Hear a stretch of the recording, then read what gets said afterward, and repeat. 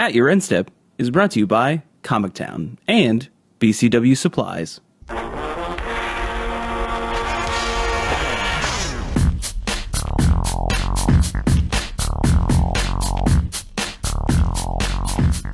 Hello, and welcome to At Your End Step. My name is Morgan, and I'm here with Mike. Hello. And we have a special guest. We have Jordan, returning host of At Your End Step. Hey, what's going on? You make it sound like he's returning as a host. Well, oh, no. I don't think Jordan's committing to that. Yeah, former host, returning guest. I didn't have anything going on tonight. It's kind of what it was. You had something going on. We're recording an episode of our baseball podcast, The Church of Baseball. Yeah, Church of Baseball. At Church_Baseball. Follow us on Twitter. If you're weirdos like us that enjoy both Magic the Gathering and baseball, well then... You'll love our game, Baseball the Gathering. Really quick aside, we are eating Lindor chocolates, and they're almost gone, just like Francisco Lindor's appearance in the playoffs. Oh. I'm going to use I quit. I'm going to use that joke on the baseball podcast later. So It's sad. Rest in peace. Anyway, we have another fun-filled episode for you folks this week. Sorry about it being a little bit of time since we last recorded. I went on vacation. I went back to Universal Studios in Orlando, and it was a blast. But it'll be my last time for quite some time, at least until they get the new Harry Potter roller coaster up and running. And, yeah. So, but... if you're thinking, is this Morgan's third time this year? Right? It is my fourth time in the... Fourth time. It's my fourth time in the past 365 days. Yeah, so if anytime you hear Morgan complain about something, remember that this is the fourth time he has gotten onto a mic and told you, sorry we missed an episode. I was too busy being in Harry Potter World. I also like that you like the idea that Harry Potter World is now bland to you because you've been four times. It is like literally banal to him. He's just like, well, like, you know. Oh, no, when they get the new roller coaster, I mean, you can't go 4 times a year and expect a fresh experience. No, it's always a good butterbeer, time. I guess. I don't know. It's magical. I ate 3 chocolate frogs this year. I guess that's so banal to me. I'm not dragging Universal Studios It felt like Orlando. it did. I didn't mean They I don't didn't update mean their to. park 4 times a year for didn't people mean like me. No, they do stuff. I'm so I didn't realize when I bougie. bought the season pass that it would be so, I don't know, boring. No, it's always great. You should go. It's if you the haven't been. Ron Weasley of theme parks. Oh, listen to him now. And I was like, well, you should go. Yeah, but if you can't, of course, Morgan, check your privilege. I'm just saying, if Your you can, Potter you should. privilege. my Harry Potter magical privilege. things like Harry Potter. Yeah, let's get back to the actual Magic podcast we're doing. So we have a few community topics to discuss, and then we of course, had the premiere of Guilds of Ravvvvvnica Standard that we wanted to really focus on. We really wanted to focus on Standard this time around. So we'll be doing that in our competitive segment and then our typical wrap-up stuff. So let's get started with community. Guilds of Ravvvvnica has come out, but so has the Guilds of Ravvvvnica Masterpiece Edition. Is that what it's called? How many V's are in Ravnica? As many as I want. Don't judge me. How many were in there before you changed it? Ravvvvvnica. Ravvvvvvnica. And you had to purchase this. I guess you technically now have 2 ways of purchasing it. You had to purchase it from the Hasbro store or from a local GP. Yeah, you had to go to a GP. And it's got to be a pretty recent one. Like, you got to probably go this weekend to Nagoya. Yeah, and I think you even have to pre-order them technically for the possibly. GP. I don't know how it works because I'm not interested in this product. Miserable. Yeah, and of course, since you had to get it from the Hasbro toy shop, that was a literal nightmare to do. The website was crashed. It was delayed in even going up on the website in the first place. You had people that had gotten through various stages of the actual ordering process, and like Hasbro had to reach out to them, like toy shop customer support had to reach out to them to figure out what their order was actually going to be. If you got this product, congratulations. I hope that it is something that you definitively wanted, because it seemed to be a hassle to get in the first place. We got to essentially experience live tweeting of this process by 2 friends, and one of them definitely got one shipped to them, but still hasn't been charged for it. So that is actively hilarious. Rat them out. Who? Who am I ratting out? I guess that's true. Yeah, that's what I thought. Now they're going to be looking though. They're going to be looking for people. And they're going to charge everyone. And the other one was charged, but then refunded, but may still be able to get it. Yes. So They're a nightmare. it was a little bit of Schadenfreude where they're like, oh, this and that. And I was just like, man, I'm actually really happy I'm not getting one of these, but I'm cool. This is cool to watch, I guess. So Are these on the Premier foils that suck? Is this still that same basic foiling? It is that foiling, though. Having seen them now, I don't think they look that bad. But I think the borderless helps with that to make the foil not look as bad. Now they might begin to warp immediately like that foiling does, and that'll be awful. But we'll see in 3 to 6 business days. Yeah. Enjoy your very expensive booster box. But I mean, and not even full booster box technically because it's only 24 packs. It is a draft box. Yes, That is what it is. Also, the masterpieces don't replace your rare, so you still get a rare in those. Oh, packs. that's cool. That is Yes. nice. I, Oh, saw, I that's read that on neat. Reddit. So you actually still get 24 Guilds of Ravnica rares on top of your 8 Masterpiece Planeswalkers. Nice. Yeah, I know a lot of people around here weren't doing it for that, but it was set up to be a draft experience where each one of you got one of the Planeswalker packs, and then you got to like do your draft and had one of the Planeswalkers with it. So, but people are value mongers now. So that's where we're at. All right, and next up we have some Arena news. So Arena has got into full swing open beta. Which is pretty exciting. I've been playing a lot, and I've kept up with my commitment of playing at least some of it every day. And yeah, I really like it. I really enjoy it. I'm going to be perfectly honest. Morgan's doctor's like, that's what you do every day? Yeah, not That's even your Apple. commitment? Yeah, NFL Play 60 it does not mean Arena. But, Well, they need to be more clear with their advertising then. because I've been I think playing they are. 60 and I'm gaining weight. I think it's athletes outside. No. It's like children running wind sprints. But you were enjoying it. Yes, I which am. is interesting. I still have not. I don't like it. Yeah, I don't at all. But So I've been playing it. I've been playing. Usually what I do is I get through the daily quests that they give you every day and burn through the weekly quests and stuff like that. And I really feel that, and this will probably hold less true as time goes on. But even like the casual play ladder, you still it's best of one, so you still find a lot of like weird, interesting decks that you don't necessarily get in like a typical competitive constructed environment, which can be interesting. And you just have a lot of people that are there to grind for free and not invest money into it. So you don't necessarily have to have the most polished deck to be able to have to be successful with your free-to-play grinding experience, which I think is good. It's positive. that is good. I just don't like the interface at all. So It's not intuitive to me. I don't think disagree. I think the initial entry into it is a little bit of a hassle, but I think the more you invest into it, the more it becomes intuitive. And maybe that's true. And like I will probably give it more of a chance just because I can possibly play standard without any money. But that's neither here nor there. We have some Right. good news with it. Yeah, and it seems that WotC's efforts in promoting Arena has paid off a little bit, and it's actually on a few occasions gotten more eyes on it. Via Twitch reporting than Hearthstone has, which is a pretty big deal. Now they have been promoting prominent Hearthstone streamers actively paying Hearthstone streamers to play Arena. to So, play like, Arena. Like Kibler's been playing Arena. I'm like, I know you didn't do that for free. So, obviously, this could be a motivation, but I feel like it's still a positive to expose that audience, the Hearthstone audience, to what is, as we all know, a very superior game, a much superior game to Hearthstone. Oh yeah.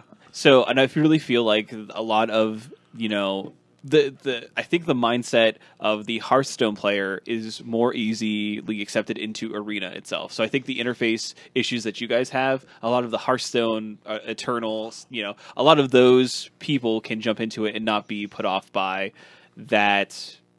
Those differences that are more prevalent to some others. Like as far as like deck building and stuff like that, a lot of that interface looks like how Hearthstone looks like how Eternal looks. Right. Yeah, I think we've been like we've had to learn how to build rockets with Magic Online for the past 20 years of our life. Yes. So it's like been this really weird experience to have something that's just like kind of smooth and like not hard to work with. Maybe that's what it is. Maybe I hate myself too much. Like maybe that's really what it is. I don't know. I like that the pros talk well about, like Ben Stark's like, I want to switch to drafting on this instead of Magic Online. And that says something because you draft against AI still. So if somebody like Ben Stark is saying, yeah, I'd rather get drafted against AI than Magic Online, like that says a lot. Yeah, and like there's still some things that obviously need work with it, but that's why it's an open beta, and now everyone has eyes on it. Everyone's able to talk about it, so hopefully, those issues can be pushed to the surface more. Like one of the things that was brought up recently is that there's an option to if you win the die roll, as it were, you can't force yourself to be on the draw. Yeah. Like, it always defaults you to be on the play, which. I think Ben Stark was saying like that isn't actually how we would like to play Guilds of Ravnica, limited in a lot of different ways. Like sometimes he wants to be on the draw, and it's actually advantageous. So that's something that you could institute in like a competitive draft format. But I mean, I definitely said that I would be more interested in the product if it when initially rolled out, it was only best of one everything. But now that you actually have like best of three with actual sideboards and everything like that, like I'm definitely in it. I have the mono red deck is actually pretty cheap to construct, so I definitely have that on there and like can enter in competitive constructed tournaments basically and kind of grind it out that way. So it's growing on me. I'm a big fan of it. I think that I want it to be a little bit more streamlined in the fact that it definitely is not an efficient program. It'll eat up your RAM. No, that's fair. Wildsea can't seem to make a program that doesn't do that. But I do want to say so I saw some when a couple of these different images of people taking screenshots of like, look at how many more people that Arena has right now, right? There are a bunch of people who are saying like, oh well, yeah, but again, you're paying these Arena people. Well, somebody at the same time that like Arena had like 20,000 and like Hearthstone had like 18,000, so Arena was winning, right? Somebody at that point, because this was off tournament hours, right? So this is just like random streaming. Somebody posted the numbers for the Magic, like just Magic Online stream, and at that moment, now granted, this is a moment in time, but it was like 1,600 people, and it was beating out Farm Simulator by 500 people, and like they were like, eyes matter, regardless of like why they're there. Eyes matter, and I was like, this was really good. Like, obviously, like this is just like a weird moment where like no one big was streaming, but at the same time, like I'll take the 20,000. So what you're saying is that Farm Simulator is on the way up? Yeah, Farm Simulator seems pretty great. 100%. I would watch literal corn grow as a barrel. I'm assuming you do in that game. I don't know. I was almost interested enough to click on it. It's like, well, what is this? And I was like, I can't go down this rabbit hole. I just assume that's a pervert game for people who think tractors are sexy. So it's for Kenny Chesney? Yes. It's only for Kenny Chesney? Yes, correct. Is that the only soundtrack to the whole game too? I assume that it's a bad MIDI version. Yeah. But even if you go into the settings, you can go into the settings and mute the sound, it still plays like all the time. Like you close the game, it's still playing. You're welcome. Also, sorry for any Kenny Chesney fans that took that to offense. Stupid sexy tractors. Yeah, stupid sexy tractors. All right. So moving on from that, we've played a little bit of Guilds of Ravnica Limited, and we kind of want to talk about that for just a little bit. I did the team draft that we did. And I guess I did a couple sealeds on Arena as well, and I think like I've watched a lot of it through Newmont, and the format seems interesting. But I don't know. I really don't know the depths of it. I don't know how deep you can go on it. But I'm assuming probably fairly deep. You can probably push 4 to 5 color decks depending on what you're doing. Yes, you can. Which is something that I usually I'm not a skilled enough drafter to really limited player to really pull it off for the most part. I think when we did a team draft, I did draft 3 colors, but that's because everyone was drafting green in our draft, unfortunately. So it was just kind of a mess. I agree. It's been really deep. There's been a couple of cards that I think have really helped. When you say how far you can push it, the multicolor gate at common. I want to call it Transguild Promenade, but it's not what it is. It's essentially that idea though, where you pay like Rupture Spire. But it being a gate is important for a number of cards. But that being at common has really helped. Like I noticed compared to even like the last time we had a draft format like this, like Dragon's Maze, and that whole. The gates were in our team draft. The gates were going around a little more. In the couple regular drafts I've done, the gates were flowing a little bit, and you can really do a lot. I do think that like when you're looking at the guilds, though, I play Golgari twice in the pre-releases, which obviously is not normal sealed. But even with a seeded pack, Golgari feels a little weak. Yeah, and I think like Morgan, you sort of got sucked into playing a lot of Golgari cards. Mixed with some Selesnya in yours, but I think that like when you look at the Golgari cards, like there's not really a payoff to Undergrowth, like or a way to like turn it on, if that makes sense. You just have to hope the game goes long. But every time I've drafted in blue now, where I have like card advantage with my Kickstart card or Jumpstart cards, and then I have just these flyers, like I don't know, the 3/4 flyer where you get to surveil too. I never want to play a forest, so I feel like some of the green cards in. Outside of like, the district gate finder or whatever it is, but district guide is kind of rough. Yeah, I could definitely see if you are like wanting to draft green. I feel like it's going to be most of the time Splash It's or the color Celestia. it's the color that lets you. So it's either a very good Selesnya deck, or it's the color that lets you play all the other colors. Yeah. But Yeah. I don't know. What have Or you it's felt? a Sultide. Yeah, Sultide is what I'm I mean, thinking, too. then you get to play blue, so like Yeah. you're good. Yeah, I've drafted Dimir a few times and just splash green for like some. They have some good creatures and like they have like the find and these things don't. Find a Final finality. finality, yeah. Yeah, I don't know why that's the name and it doesn't make sense together. I don't know. Find They and both start with seek F.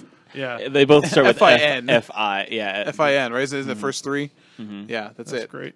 Find and finality. Like you get cards like that are really good, like and efficient, but yeah, by itself isn't that great. Like you kind of want the surveil effect from blue, and Dimir is just he said that 3/4 for 5 is so good. Yeah, it's Like yeah. then you get the other one that's a 6 mana that when it dies you surveil too. The Sphinx or Yeah. whatever. Yeah. Yeah. Every card in that deck is great. So I don't know.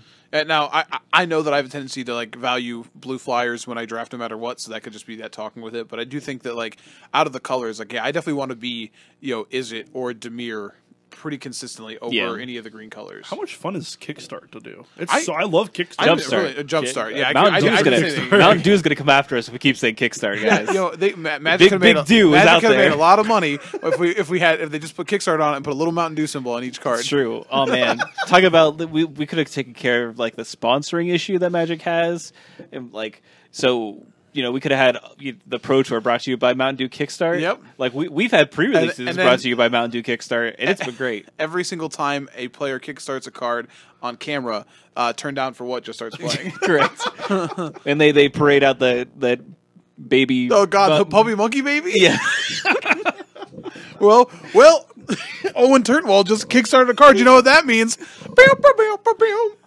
Anyways, though, Every time ORAC kickstarts a monkey card, we we So- donate $500. So now we know what the Simic have been up to. oh no, And no. get ready for Ravnica Allegiance when we have the puppy monkey baby Nope, card. done.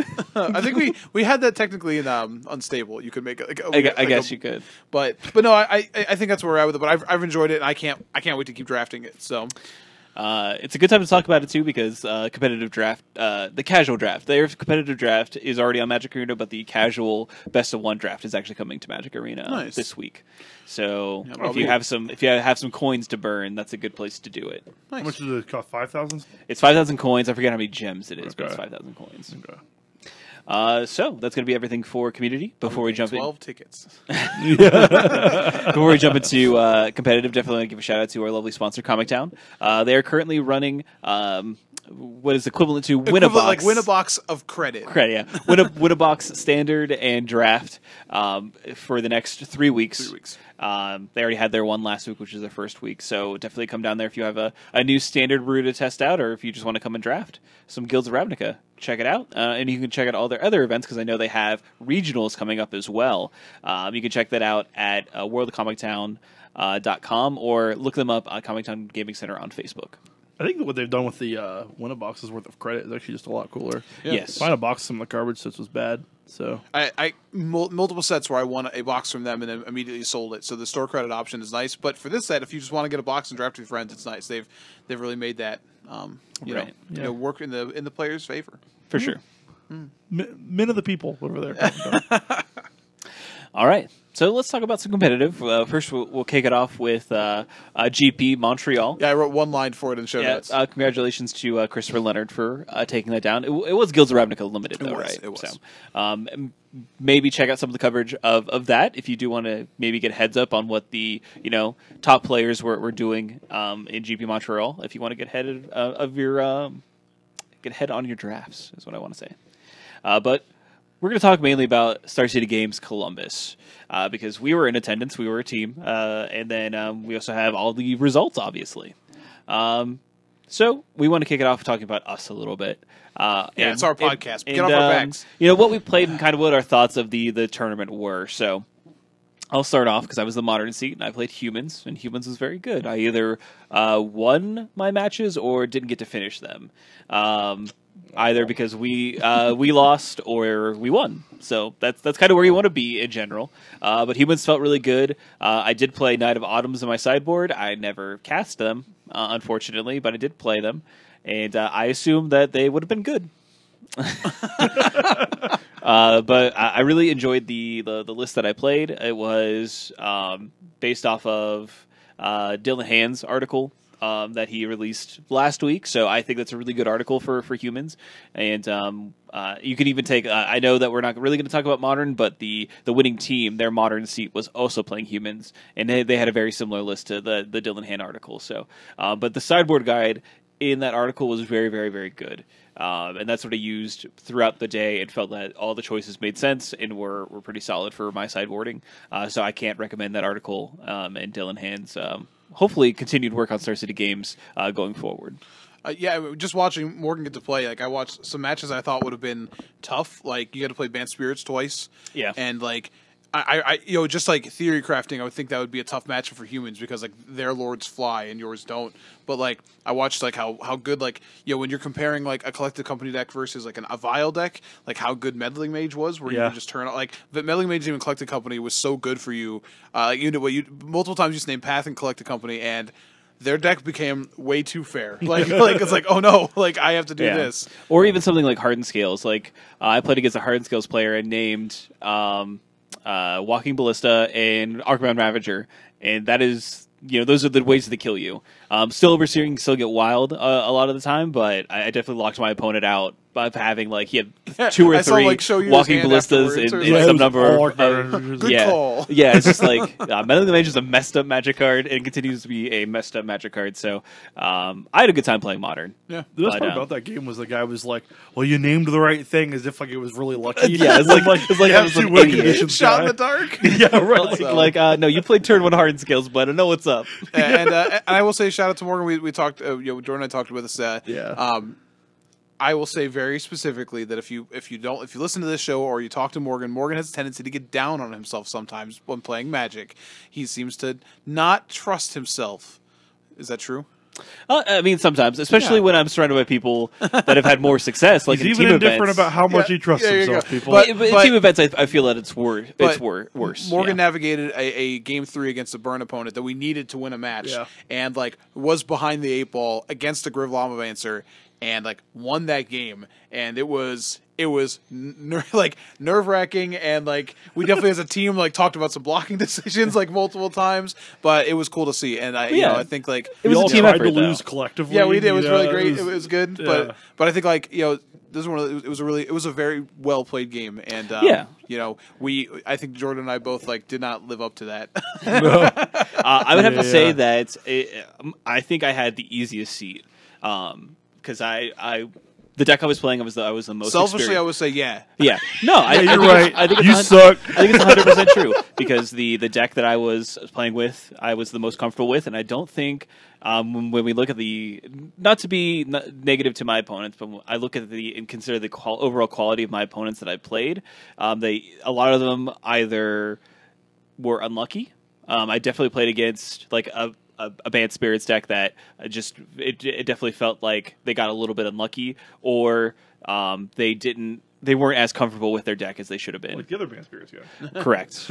Where I had named resolved the Meddling Mage named Path to Exile, and then he tried to cast a Path to Exile. Which is a DQable offense on the Pro Tour.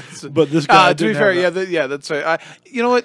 Just take the compliment, man. I'm just saying. Dear Lord. Yeah, but I think I take it back. Morgan sucked. You got lucky the whole day. But I think you have to be realistic. Like, I never play Gin Rummy with. Like, Jesus. Yeah. Okay, they keep wanting me to play Gin Rummy with them. I only play this when they ask me to play. So it's been teach them 3 times. It's been literal. It's like 3-minute turns for the easiest card you draw. It's been literal months. Or years, potentially, since I've actually played the game. So, yes, they have to teach me every time. It's been months, but it's been 3 times in the same year. You know what? I tried to compliment the man. I did. And now here I am just laughing at him.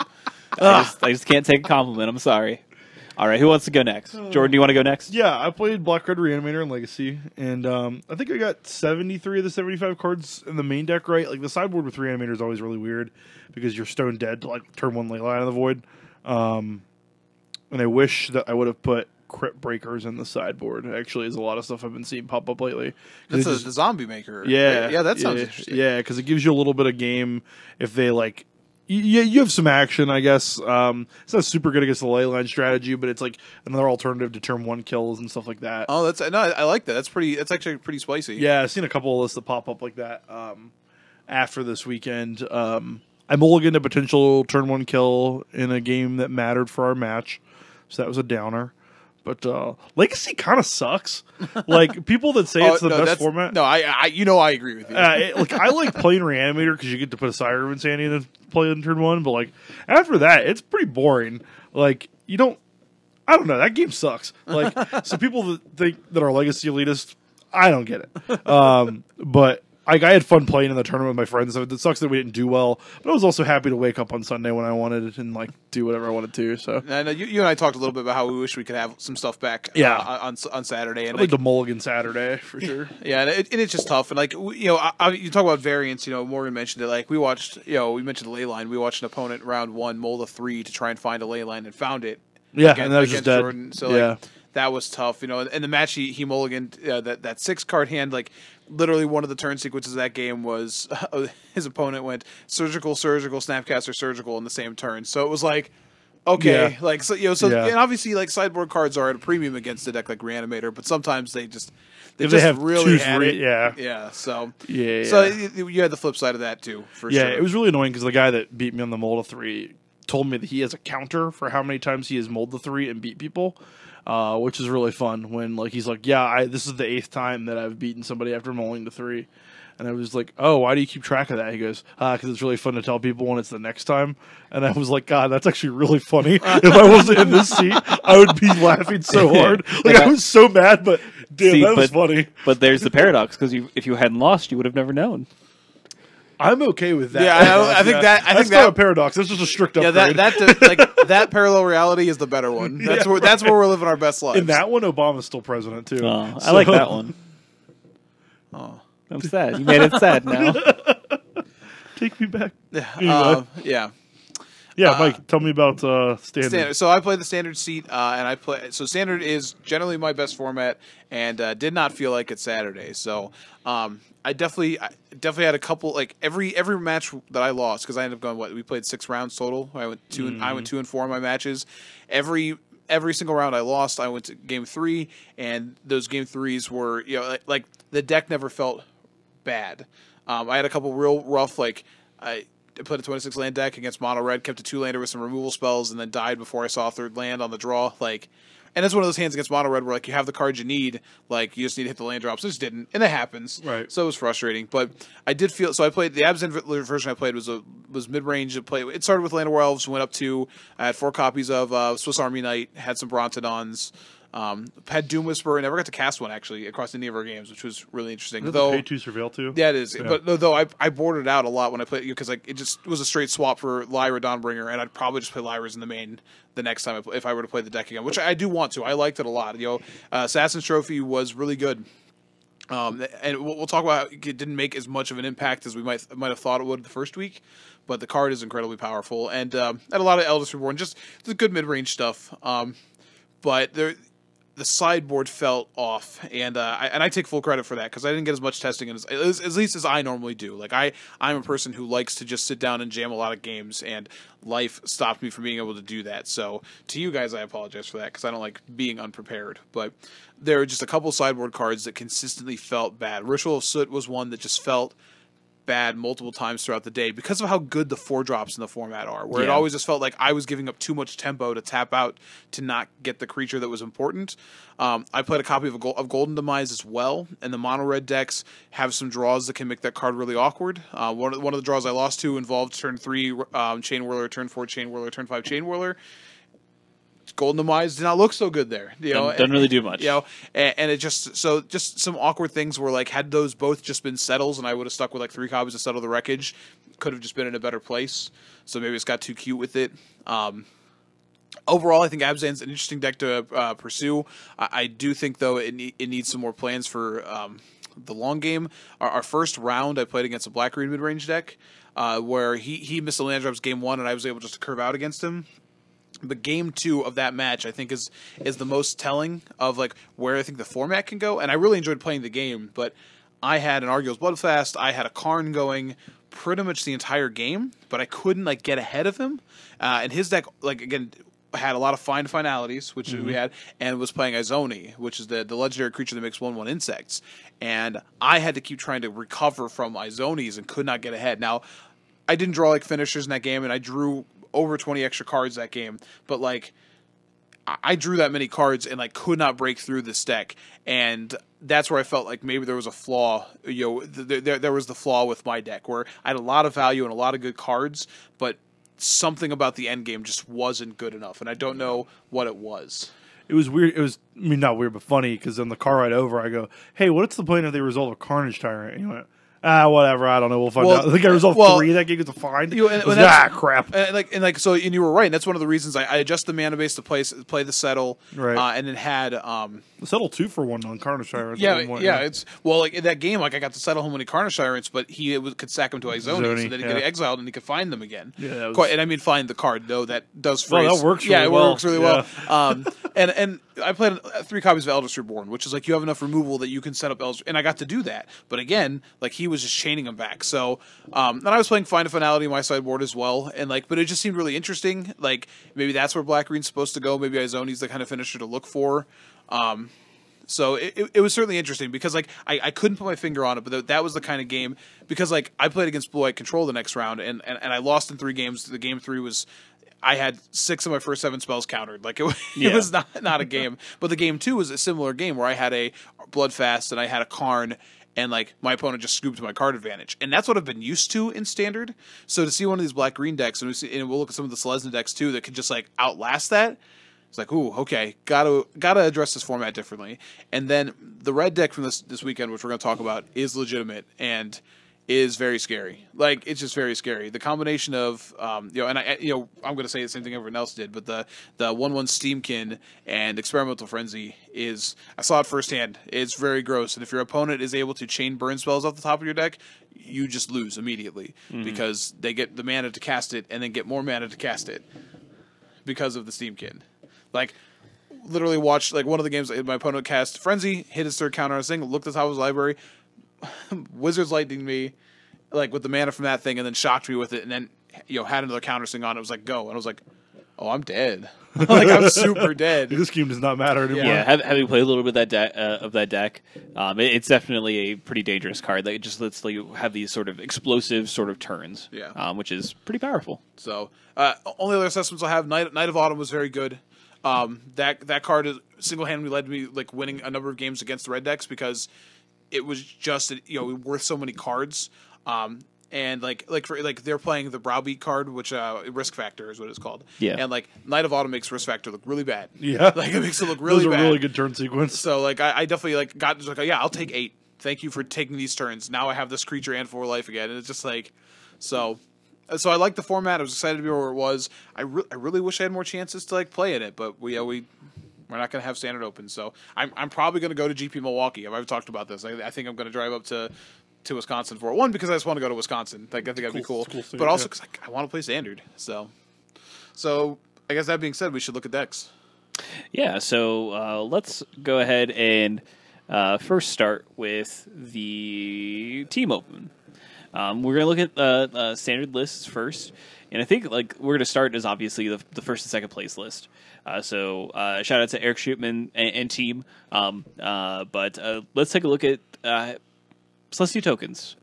Both him and Todd Stevens actually played a Selesnya tokens list with minor variations between the two of them. But this was sort of a bit of a talk of the tournament, a talk of kind of something that was somewhat expected. There were a few Selesnya lists floating around before we actually had a metagame of any persuasion. But it's kind of what you would expect it to be. We have powerful enchantments of Legion's Landing and History Benalia combined with things like Amara, Soul Accord, Shalai, Voice of Plenty, Tristani Discordant, and Venerated Luxodon.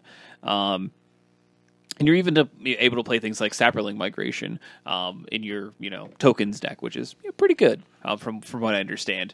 But it reminds me of a lot of the the green white tokens decks that we've had previously. Was that when like we had Avacyn? Was that a tokens deck? Yes, yeah. That was great. Or even like when we had Cons. Not as grindy as you're talking about like the Soul deck. Yeah, like Okay. or like the Whisperwood Elemental, Yeah, like yeah, token, where you just gained a bunch of life and like that was your end Yes, game. yeah. That that sort of feeling. But March of the Multitudes is a card that we pegged as being pretty important in Standard, and it is a 4 of in this list. And this is a counter. It really feels like to Mono Red, in a lot of different ways. It's interesting to say that when you look at like how many like random cards in here should die to Chain Whirler, right? So, but like I don't disagree with you. Like some of these cards here are just straight up 2-for-1s that it's tough to get ahead. And so many things just have tangential lifelink. Like Yeah, 100%. So if you're the Mono Red player, like you're either trading your creatures that are all like X1s or something like that with their 1/1 lifelinkers, which that's pretty bad. They're just tokens that they probably don't necessarily care about, and they're gaining tangential life. Or you're not breaking through at all because their creatures are big and now have lifelink.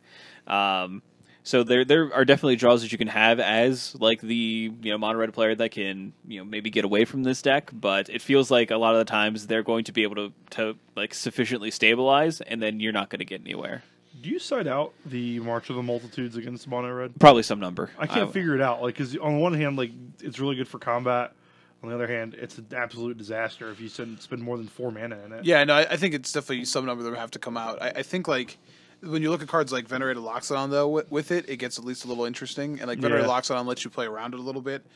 For both versions we have here, we bet with Todd Stevens and Eric Shootman first and second. The card I really want to talk about for a little bit is Flower. Flower and Flourish. Again, like not a good naming mechanic, but well, at least flowers flourish. Like that makes sense to me. Yeah, that's fair. But the other, gosh. So Flower, the front side of it is a green-white hybrid card that lets you search your library for a basic land card, put it to your hand, right? It's Plains or Forest. Plains or Forest. My bad. You're right. It can search for in this deck. It's basic land card. But yeah, it's true. Well, I mean, that's true. I mean, you can get Temple Garden. I think basic forest. It's basic. Oh, basic. Okay, it is a basic land. That's okay. That's what I thought, and then you said that, so I guess I must have misread it. No, that card would be dumb good if it was just like. And of Temple course, Garden. the flip side of it is essentially Overrun, which is interesting. It's +2/+2. They don't get trample. It's when there are that many tokens. It's, it's for effect. sure. But the nice thing about this card is it lets you cheat on mana. Yes, and like that is these are basically replacing. When you take a look at like reasons why.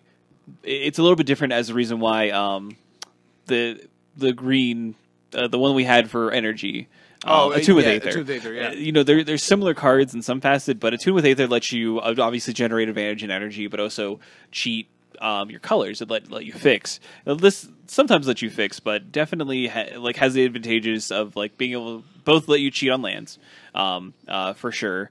And just having the ability to also have this other side of this card that lets you just kill your opponent. Yeah, and both these lists get to play 22 lands, which I think when you look at the fact that like they're both playing like 5 drops. Yeah, you would think that's way too low. And it's not a problem because of Flower. So I think that card is deceptively powerful because, like I said, you're happy to draw it early because it does so much work, but then late it can just win the game. But letting you cheat on mana sources in a deck like this where, if you're green-based, flooding is going to be your bane. I played a 26 land Abzan deck and had a couple of games where the flood's just real and it's just part of what you're doing. You're trying to play cards to mitigate that, and Flower does that, which is crazy. So I know. I really think like we will see a lot of guild based archetypes. We're going to see a lot of green white tokens or maybe Sultai or something of that nature. As far as that color combination, I don't think I have a hard time believing that like green black actually Golgari can't stand on its own, but it works on a different axis than something like a Sultai deck or a blue black deck would probably function on. But we'll probably see a lot of that just because that's where our strongest mana bases are going to be. The other side of that coin is we'll probably, obviously see a few monocolored decks as well. In third place, we have Max McVitie piloting mono red, and this is this is the mono red aggressive deck, and it's not as low to the ground as you would see with like a Flame of Keld version. Right. Instead, we're playing some like Rekindling Phoenixes in the main.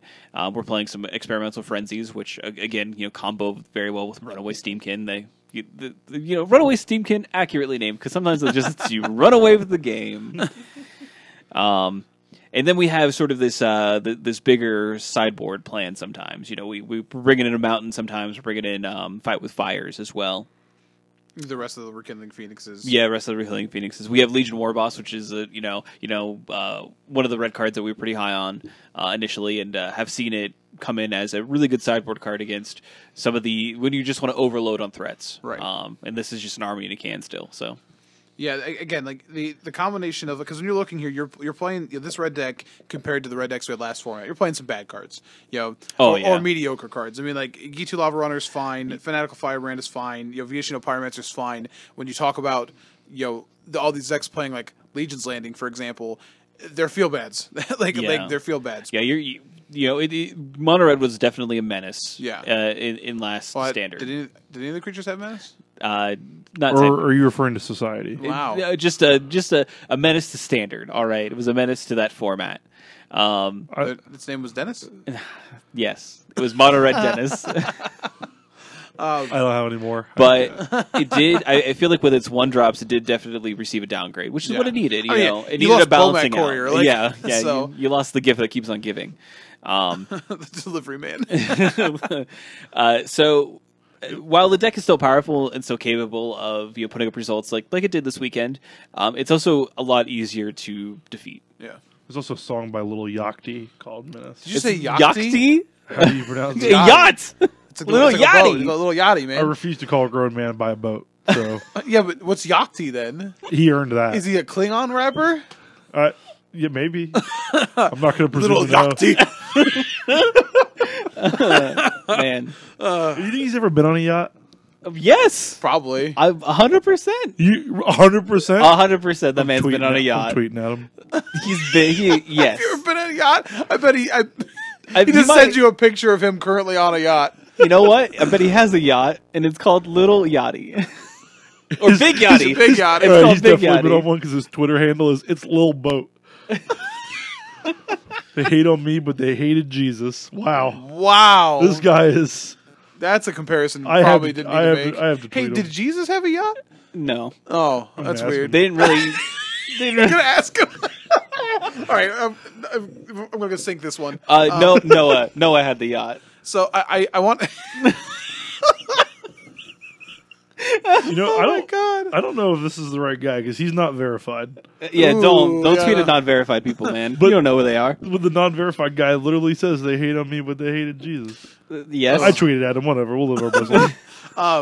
I do want to make mention that I want to see how, because I don't know that if these are the Red Deck's final form, so to speak. We've seen some ones that had the Boros Splash for a couple of cards. There's also was a really cool combo version. I want to say it was Sam Black had posted it. The Goblins list. The Goblins so they played Skirk Prospector, and it also played the Dark Dweller or whatever the Oracle. That's it. So essentially, if you have Steamkin and Experimental Frenzy in play, you can sack a goblin if you get stuck with a mountain on top of your library, you can exile that mountain to see your next card, and the deck ostensibly could just keep playing everything off the top of your library if you want to. Yeah. Which is really interesting. So I think we pegged Experimental Frenzy as a card that was interesting. Okay, this is cool. And as testing started happening, we heard a lot of rumblings. Okay, this card's very good. But now seeing how the red decks work, and again going back to things like Skirk Prospector, free mana is scary. Steamkin, free mana is scary.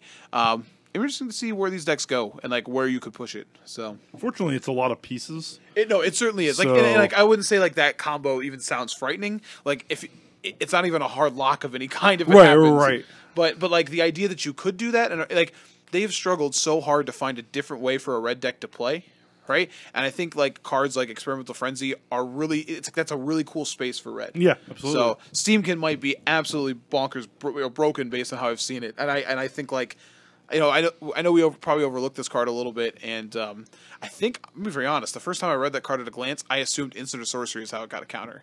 That's what I thought. Yeah, it being just a red spell is really good. It's really weird. That's the only card in this deck that you actively want to cast a removal spell on. So I guess that's encouraging, right? Right. You don't want to cast it on Chain Whirler, Felix, Pyromancer, Lava Runner, or Firebrand. Who's Felix the cat?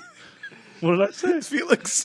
Rekindling Felix. Rekindling Felix. You know, Oh, he's that's gone for great. years, but then whenever I see him, there's those feelings again.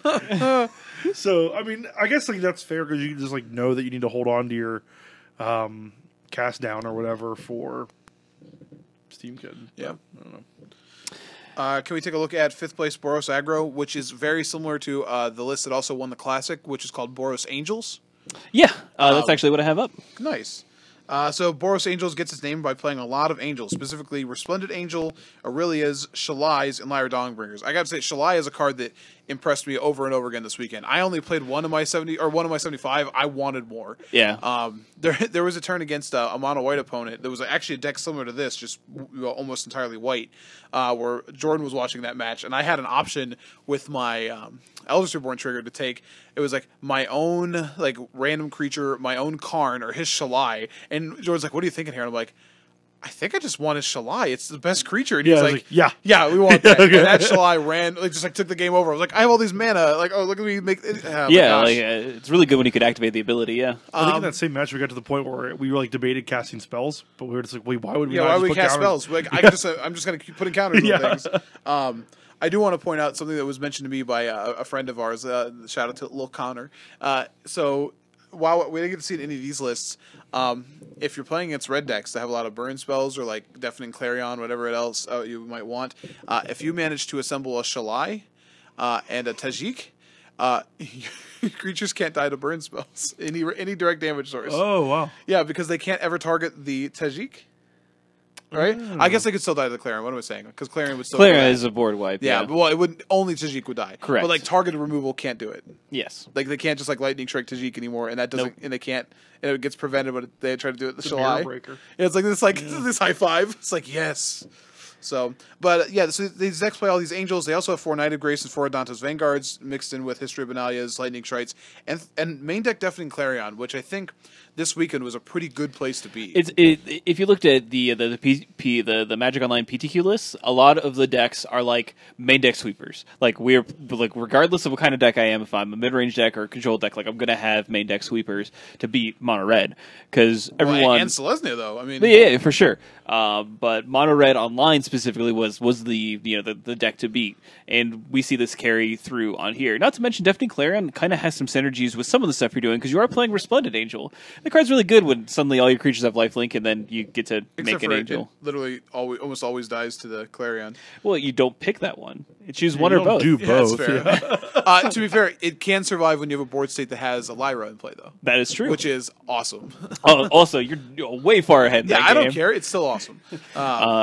There's a lot of good synergies happening with this deck. The mana's good. You are definitely like doing a lot of cool things, I think. The removal might be a little shaky. Yeah, at you're playing times. like 4 copies of Seal Away in the sideboard, which I think tells you what you want to know about the removal. I'm surprised people aren't playing Justice Strike. I understand that card can be awkward sometimes, but I think in this list, maybe switch over a couple of Lightning Strikes to those. I don't think so. I like Justice Strike a lot, and I had this conversation with Lil Connor, who's a friend of ours, and he was playing a lot of Justice Strikes in the main, and I think that card it's good, but I don't think it's... He likened it to Terminate, and I laughed at him. And then we played a bunch of games against each other, and I kept playing Thrashing Brontodons, and it was like, Justice Strike me. Yeah, So, I mean, but Lightning Strike's not taking care of that card but I either. mean, like, when you're talking about thing like we just said how good Shalai's been and how many decks Shalai shows up in, like... And also, Justice Strike is just dead against any of these control decks. We have Jeskai control. We had Blue-White control. We have Grixis control. Grixis control. Now, granted, it's still good against Grixis control because it kills Doom Whisperer and Nicol Bolas. Yeah. But I think like the fact that in the main deck, because it can't go to the face, then you've got to be playing like Conclave Tribunal. Like that's got to be your. Oh, for sure. I wouldn't say like completely replace like any of the spells, but I mean, potentially mixing things up a bit. Yeah, and maybe you that's won't true. need to. But I think that Justice Strike is just. I don't know. I really like that card, but I don't know if it's right for the main right now. Based on the format. Yeah. I do think the one down into this deck compared to other decks is its sideboard options in red-white are just pretty limited right now. Yeah. You don't really have a good source of card advantage. You don't have a planeswalker that you really care about. You know, Yeah. some of the lower to the ground lists like Ajani, and I said like Ajani, Adversary Tyrant's tested pretty well, but there's no card advantage, and like they're leaning pretty heavily on things like multiple copies of Banefire to be their way to push through against the control decks because. Otherwise, you're just a derpy creature deck, and you better hope that Adanto's Vanguard's taking you the whole way. Anybody else notice that a former president of the United States came in 6th place? Oh my gosh, Richard Nixon, 6th place. Yeah, played Mono Red Aggro, obviously. Obviously. I bet you he stole all those cards. He had chain whirlers. He did have chain whirlers. So do you think he ever tapped his opponent's creatures? You know what I think? I think what happened is that he was going to play the No, tournament. you stop for a second. That joke's very funny. Oh, Richard okay. Nixon tapping his That's opponent's good. creatures? That's good. No, I just got Oh, Dear okay, Lord. I'm I just sorry, got I'm it. I sorry. deserve a moment Respect. for that. sorry, I'm Respect. sorry. Respect. Thank you. Can God. I make my joke though? Yeah, go ahead. That he didn't want to play in. He wanted to keep playing in the tournament, and then when he did, he got his wife's company, Wizards of the Coast, a bunch more money. That's And then he got DQ'd. then he got DQ'd for tapping his bonus for tapping his creatures. opponent's creatures. Yeah. All right, your joke was a lot better than mine. I'm really mad about it because mine's good and not with that follow up. So, oh gosh, Speaking of control, why don't we talk about Jonathan Rossum, Esper Control? Yeah, I mean, Rossum's known for his modern control playing, but here we see him kind of shift those skills over here to standard, and playing a Teferi deck. That like bar none, that's what he's doing. This is, I don't know if this is necessarily the best Teferi deck. We don't actually have two of the guilds, so like I don't know how the mana necessarily is going to be, but a lot of the stuff from Dimir is pretty good. We do have things like Sinister Sabotage, which we knew that was going to be a pretty good Magic card, replacing Disallow. And is that right? Yes. Yeah, replacing Disallow. We also have things like Watery Grave as a good mana. The real card here to talk about is Chemist's Insight. Yeah, that's a replacement for the Glimmer of Genius. And I said I played against a straight blue white. Now blue white was mitigating its mana because he struggled sometimes to have both double blue and double white, but he had the full 4 copies of Field of Ruin to go and get those essentially. Yeah. Because one thing about this format, opponent's probably going to have, unless you're playing against mono red, they're probably going to have Field of Ruin targets. But Chemist's Insight was, when I got behind, when that matchup was the Absent deck, and then my opponent had that, it was just like, man, they have all the time in the world because like if they just have trash cards, they can just like buy it back, and it's really gross. So you also see Chromium the Mutable here, which I think obviously that's pretty cool. Yeah. I mean, being able to play a really really good finisher is a pretty good reason to be in those colors.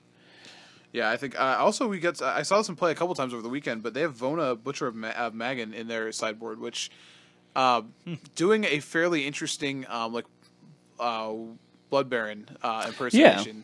Because we had that the last time we went here at Blood Baron of Vizcopa, and we had Mizzy Mortars as our way to deal with it. So there's not a lot of good 4 damage burn cells. You gotta have to have that Lava Coil. Are you gonna board Lava Coil in against your Esper Control opponent? Sure don't want to. I don't think so. Sure don't want to. You'll probably have to though after you see that game too. So that's a kind of card that just like puts your red opponents in a bad spot.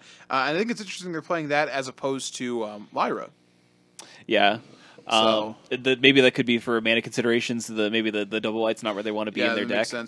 Makes sense. I think Lyra is, in my opinion, a better card, but I don't disagree. But I think one way that if you're playing red and you want to like beat those cards, you're playing Fight with Fire. You are boarding and fighting fire with those decks. That's fair. That makes sense.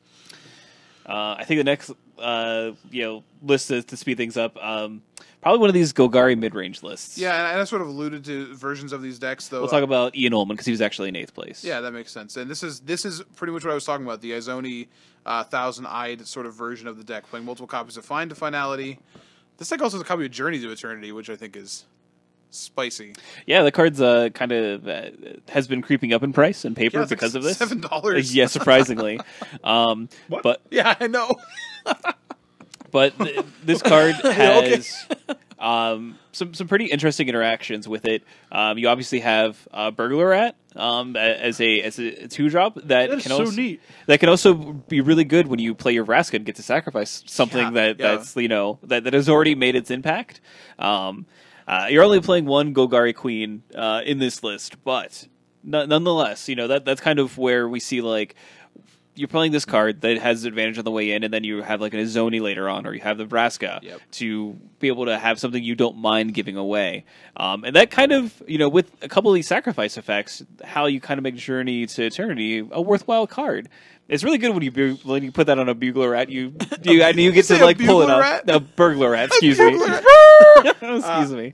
You're also playing Playgrafter out of the sideboard. Yeah. Which that card had more text than I thought it did when I read that, because I just read it as like each player sacrifices a creature or planeswalker, but it makes people discard cards if they can't do that. Yeah, you are definitely getting something out of it. So that is such a huge improvement to like that kind of effect on a card. It is wild. I'd say this version. I don't know if you guys have looked at the classic top 8 list either. I think the person that won the classic was the Golgari list, or no, the one in the top 8. The one that won was Boros Angels. Yeah. There's one copy of this in the top 8, and this version from the Open is a lot better. I think there's a lot less one-ofs, and like the other deck had like 6 or 7 one-ofs, which I think is way too specific for like a week 1, week 2 type of environment, especially when you don't toolbox very well. So then I do have to say the nice thing with those kind of one-ofs is if they are creature-based, or permanent based even, you can bin them. Like you get rid of them with like your Jadelight Rangers, your Merfolk Branch Walkers if they're playing that sort of list, and then you get to rebuy them with your Fine Brokers or your Fines. No, sure, that's definitely fair. Or Eldest Reborns, yeah. As a quick aside, who's Ian's teammate is Sid. So Sith.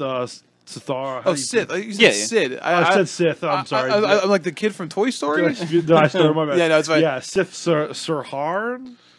I don't know. The guy's really nice. No, he's a really good. Yeah, really local he's a player. Columbus guy, and it's his first Open top 8, so that's huge. Yeah, congrats to him. And, that's all. Yeah, I forgot. That's awesome. That's his teammate. So the other card that kind of shines in the sideboard here is Wild Growth Walker. Yeah, I wanted to talk about that card. As your mono red hate. So green and a colorless for a 1/3 that whenever you explore, it gets a +1/+1 counter and you gain 3 life. And then if you look here, you're like, oh look at these 4 Branch Walkers and 4 Jadelight Rangers. Jadelight Ranger, then if you go this into Jadelight Ranger, you gain 6 life, and that's a 3/5. Good job trying to kill that mono red. Yeah. Justice Strike also doesn't kill that. That's also true. Terminate. One thing that could be kind of interesting that people might want to take a look at as far as going forward, if you want to play these kinds of lists, is the pirate, though the 1/1 pirate, the tracker. That card I saw some sideboard play, Deadeye Tracker. I think that card's really good if you have a lot of these grindy green black sort of graveyard based or centric decks. That's a way that you can really combat them and still synergize with what you're doing in your own deck. I do wonder, even in this list, like looking at it, like Merfolk Branchwalker is good, but I wonder if it'd be better to play the black one, the Squire. Yeah, just because I've seen some of that. I'd rather have a 2/3, I think, in this format as opposed to a 3/2. Yeah, just like considering like Viashino Pyromancer, for example. Maybe I want a 2/3. Maybe that's what I want. So I think that'd be worth it. But I think these decks are interesting, and like cards that you probably weren't considering seeing. Like I know that neither of you have probably had Ravenous Rats cast against you in Standard, but like it was annoying. So like it's not that crazy there. What else we want to look at from this here? We have... let's talk about Jeskai and Teamer Control real quick here. So Jeskai Control in 14th, and then Teamer Control with Andrew Tinjum. Look at Tinjum's list? So Jeskai Control is essentially doing some interesting things here with Ral as a Viceroy in the main, and also a copy of Expansion Explosion. Which, that's awesome. Ooh, that card... if you've been watching New at the Nummy stream, he has been brewing a 1,000-Year Storm Izzet deck, and he has been playing some Expansion Explosion, and that card in that kind of deck feels a heck of a lot like Sphinx's Revelation. Yeah, that's fair. I just want you to know everything you just said sounded like you were describing someone's struggle with like really bad gas. He's brewing a 1,000-Year Storm, and he's really got Expansion and Explosion coming. Fart jokes here on that air and stuff. That's what we offer. Hey, the highest quality of humor. Are you too highbrow for fart jokes? Yes. No, whatever. As a matter of fact, I know you. I've known you when you were not. But see, this is the kind of where I thought control lists would be going because of the mana. You have Sacred Foundry and Steam Vents. Yes, you have 2 Ulduar lands. They're not. You don't have that third blue one, which I think might be holding it back a little bit. Just because you really a lot of your control lists are going to be heavy blue, but we see no double blue counterspell. We see ionized instead. And I want to say I don't like that. Like, obviously they're playing it because he has to, but ionized feels a lot worse in a deck that can't, like, you don't really have a way to take advantage of that 2 damage. You're not playing an aggressive as a deck, and like that's Surveil 1. Like, in this deck where your win condition is more than likely going to be Teferi half the time. I'd much rather have Surveil 1 than 2 damage, and I think that's off of your search for Escanta with your search for Escanta would feel really good too. It's a huge deal. Yeah, I think so. I think like that is a big downside right now to that. If you can't make the double blue work for that, then that's a little bit tougher. Yeah. What do you do to this to fix that? You wait until you get Hallowed Fountain. Yeah, 100%.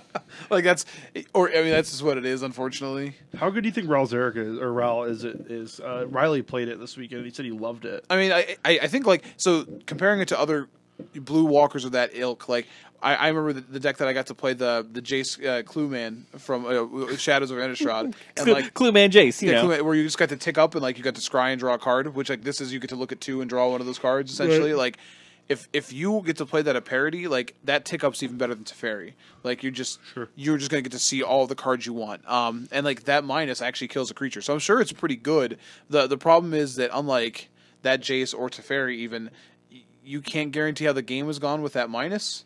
And that feels rough sometimes, where you can't guarantee you're going to be able to get rid of a threat. Whereas Teferi is just like, oh, this is something that has to disappear. It's going to disappear.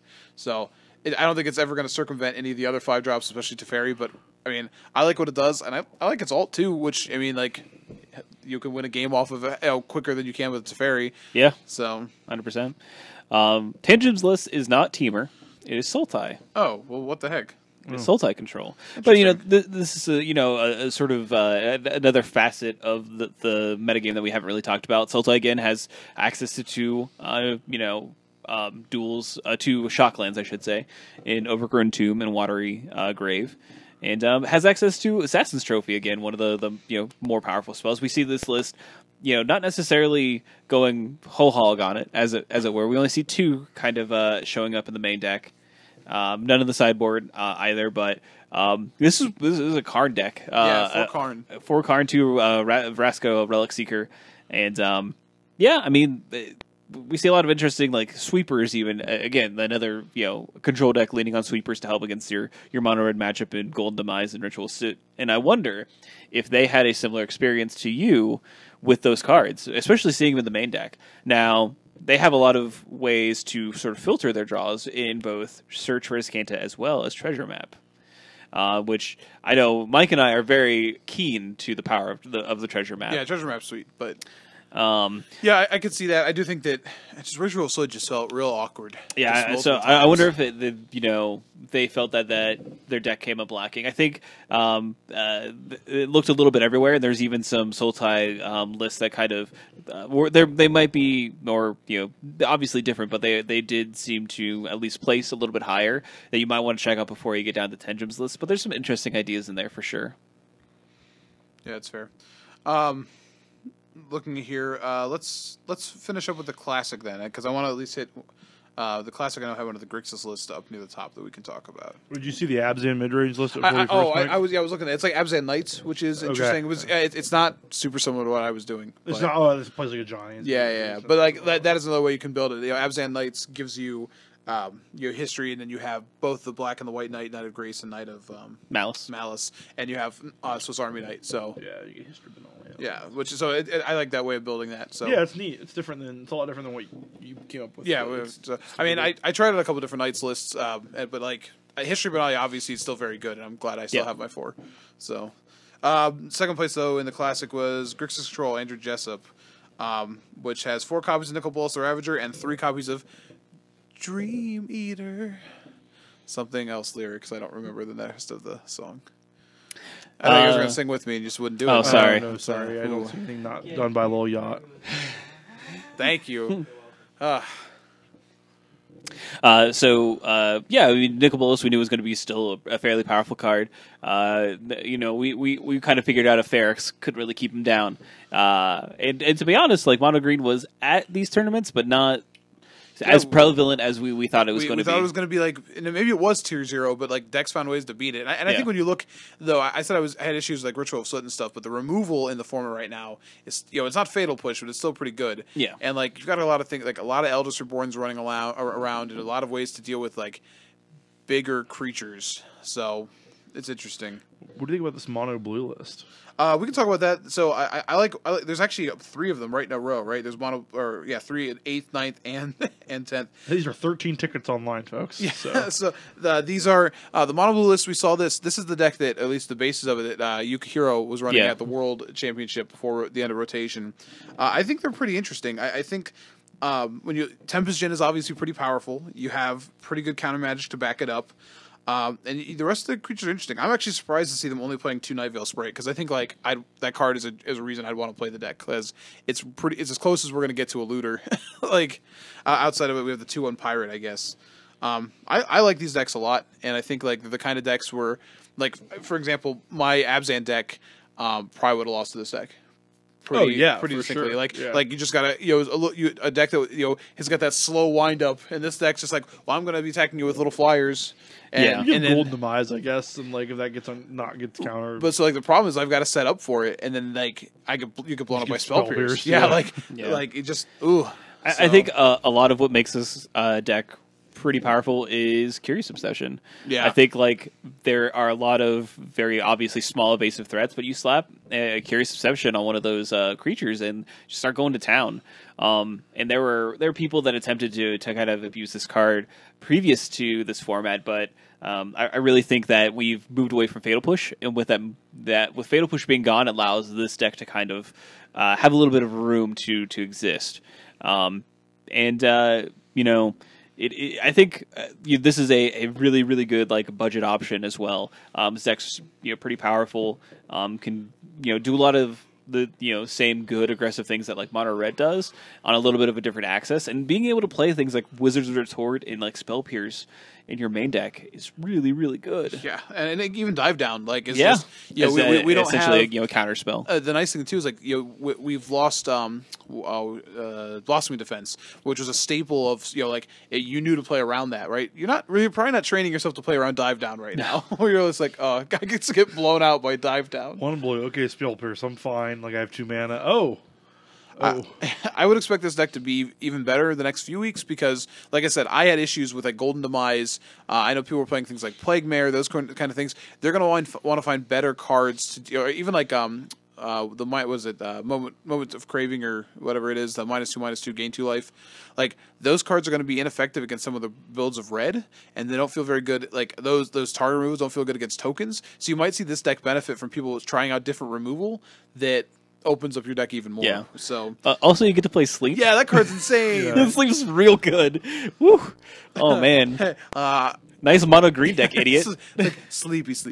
I have the blue-green pre-made deck on Arena, and I cast Sleep, and I didn't know that they don't untap. They don't untap. And I was like, oh, you're just dead. You're taking 40. Yeah, like, oh my god. Yeah, it's really good. It was really good in Dave's Cube a lot of the time. When you could draft like blue-red like tempo aggro, and then sleep. Put him to sleep. Put him to sleep, and then you're dead. You just put him like a Conor McGregor. Go to sleep. Bye-bye. Too strong. So now, in addition to these, we also had, if you looked, we had like there's a Magic Online PTQ. There was a mono red dragons deck that I think Corey Baumeister was the one who posted a list for it a little while ago. Now, granted, that deck did really well on the weekend, but apparently Demanding Dragon was bugged. Yes. They had to sack a creature. They couldn't take 5. There was no choice. So it was a Punisher card that the choice was already made. But you essentially had mono red a Sarkhan deck, which was cool. We had different versions of Grixis that had like Doom Whisperers, and the card that Morgan liked a lot, our little 2/2 Spectre. Yeah, seen a bunch of play. It was in the sideboard of Andrew Jessup's deck, but I'm trying to remember I'll click on the name. It's a really good sideboard card against that Thief of Sanity. Yeah, Thief of Sanity is awesome in the sideboard because people don't want to bring in removal and want to take out removal, and then you're like, cool, I'm just going to play your deck. Play your deck. But I mean, there were a number of Grixis lists that were playing 4 copies of that in the main on Magic Online. So, so how do we feel about Standard right now? I liked watching you play it, so I get really excited about Standard for like 3 weeks after every rotation. For 3 weeks, Chase Harrell and I were just talking about this the other day.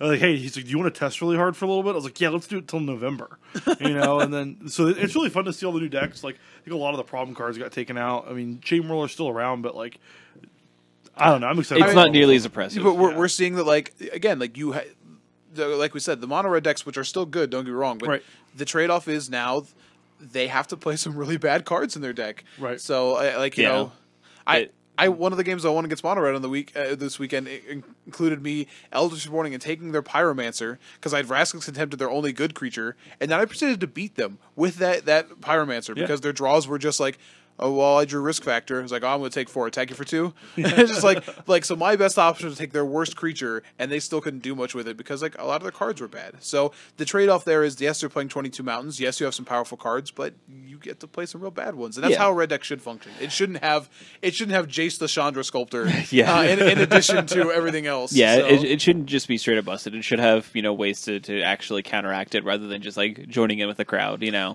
and I think the same is true of Teferi. We obviously had some good Teferi decks, but, like, a lot of them to play Teferi had to make some really conscious mana decisions. Now, we'll see what that looks like when we actually have like their guild and Hollowed Fountain. Yeah. But for now, it seems like some of those cards that you said like Chain Whirler, like Teferi, are going to be held in check by mana bases, and a lot of what people are doing is really powerful. So yeah, I could foresee if the Golgari decks really kind of figure out the right balance, graveyards being a pretty big issue, but you still have access to a lot of cards that interact with that. And we have like one of the best ones that if you can play it, and Remorseful Cleric, I think, That's true too. And there are plenty of, decks that are both white and aggressive that can really, take advantage of that card. So don't forget about it. I just love the fact that 4 out of the 5 guilds had a straight up deck. Yeah. Didn't we have Jeskai? But I think people are still brewing with Is It. I don't disagree. Yeah, it's just not there. Like I said, we have Newmont who's trying to make the 1,000-year storm work. But we have like Is It Drakes, like Is It Spells, Is It Kraken Drakes. Drake is amazing. That card is not, and then you get the clone card alongside of it. Like when you clone that thing, you feel insane. Yeah. And like Wizards is still hanging around. Oh, for sure. But like we had straight up 2 versions. We had Boros Aggro and Boros Angels. We had Selesnya tokens. We had multiple versions of Golgari. We had multiple versions of Dimir based decks. Most of them being Grixis, but like focusing on these Surveil cards. So I think like in the past we haven't immediately seen that, and the format feels like it's like, hey, yeah. Is the player base just smarter now? Like this is the 3rd time through Ravnica. It's just okay. We know it's going to be supported. I mean, I'm not saying that it's not there. It's not obvious, but I think the player base is better. just. I think the design is better. I think like that's what I was going to say. The guilds feel like because like I think what we had before, especially in the last RTR block, like outside of like Blue White Control, which was Azorius, right? Like you played powerful cards with a perfect mana base, but you weren't playing the guilds. But here you were like, I'm going to play Golgari so I can play the Izoni payoff card, or I'm going to play, I'm going to play Dimir so I can use these Surveil cards. And I think like the mechanics being more cohesive makes the decks feel more cohesive. Sure. So maybe design is just matured. Yeah. Does like maybe play design is working? Yeah. I would agree with that. I'm going to come back to you in 6 months when you're like standards SH, and it's always has. It's a poopy. I didn't swear. I know. I was helping. Thank you. I didn't do a Thank you. But no, I do think that the people they put on to actually play the cards are having an impact on how sets are looking, and when we got rid of all the all the muck, all the bad stuff, all the bad sets, we got rid of Kaladesh, and we see like the sets that the play design team has had actual impact on. We see that come true and ring true in what people are building with and what people are drawn to initially. And what we've seen from the initial weeks is that we do have a standard that is wide open. It feels like you can play a lot of different things. It's approachable, which I think is most important. We do have some astronomically, expensive standard decks, but we literally have a deck that is like 10 tickets online. that still feels like you're not sacrificing anything to play it. It still feels like it has an interesting way to play the deck. 21 copies of the best card in Magic. Yeah, with 21 islands. Again, 21 pilots. Yeah, 21. So it does have pirates in it, so we can bring back 21 pirates. 21 pirates still here. Man, if I could turn back time, I'd make that joke again. Wow. The last thing I think I want to mention with that too, you say like got rid of like the bad sets. I don't disagree with that at all, and like I do hope that this isn't just a veneer, if that makes sense. Like it isn't just like, hey, this sounds positive because it's like this. Like you could have played a lot of different decks this weekend and then, like you said, been successful. And I hope as long as Standard stays like that, then Standard's great. It just is. It's always promising. Yeah, I agree with that. And you hope that you feel when you get the next set that you're just expanding your options rather than trying to get that card that fixes something. Right.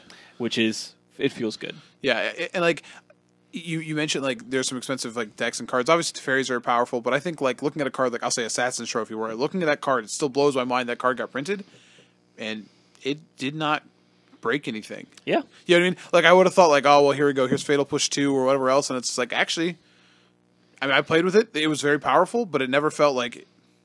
I was like, okay, this is good. So like, I think the ability to look at a card like that and like all of us immediately cringe and go, oh my gosh, and then for Wizards to be like, no, actually, we got the power level right on this, and be like, oh, I'm not used to what is this? I'm not is used this to confidence? I don't know what this is. Yeah, mess something up. Oh, okay, right, masterpiece boxes.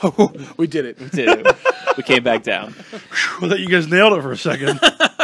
All right. So let's go ahead and talk about what's happening this weekend. So we have GP Nagoya, which is going to be team sealed, and GP Denver, which is also team sealed. Yes, they're okay. both team sealed. Okay, I figured that's what the quotation marks meant. Yes, it's ditto. Yeah. So if you have a team and are going to either of those tournaments, good luck. Have fun. But that's going to be everything that's happening for this weekend. Nothing actually too exciting. But yeah, that's going to be it for the show today. If you could and want to reach out to us, you definitely can. We have multiple ways of doing that. We have a Twitter account. It's YourEndStep, and when you add us, it's at YourEndStep. We also have an email address. It's at YourEndStep at gmail.com or Facebook at YourEndStep. On Facebook, just do a quick search for that, and we'll pop right up. If you're listening to us via one of your Apple products, feel free to leave us a rating or a review. Or if you're listening to us via MTGcast, take a look at some of the other shows they have on there. We also do have a Patreon that we wanted to make sure you guys know about. You can definitely check it out at YourEndStep. Patreon.com/@YourEndStep. And we really do want to give a shout out to all of our lovely patrons out there. We can do the show because of you, and we truly appreciate all the support and love that you guys give to us. So thank you again. One last shout out, of course, to Comic Town. Again, check out their page, Comic Town Gaming Center on Facebook, for other upcoming tournaments. And we definitely hope to see you out there. But that's going to be everything for us this week. But thank you so much for your time, and you have a great one. Bye.